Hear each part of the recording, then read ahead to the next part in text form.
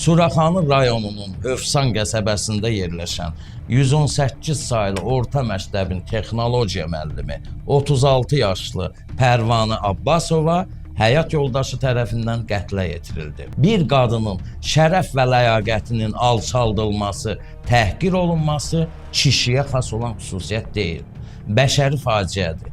Çünki hamımızı bir ana dünyaya gətirib.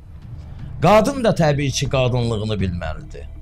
Qadın adını uca tutmalıdır, müqəddəs tutmağı bacarmalıdır. Evdə qalıb un çuvalına tay olmayım deyə kör-körana ailə qurmamalıdır qadın.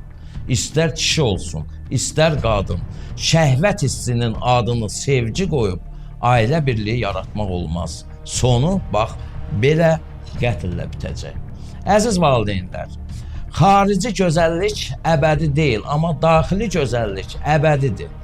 O qələm qaşlı, badam gözlü qızınızın 45 ildən sonra beli bükülmüş qarıya çevriləcəyinin fərqinə varın.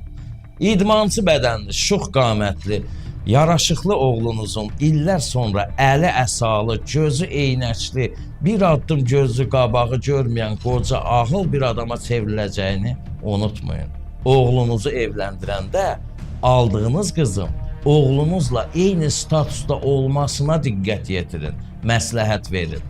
Onun ailəsinə diqqət yetirin. Əks təqdirdə savadlı bir qızın cahil bir gədə tərəfindən sabah qətlə yetirilməyəcəyinə heç kəs zəmanət vermir.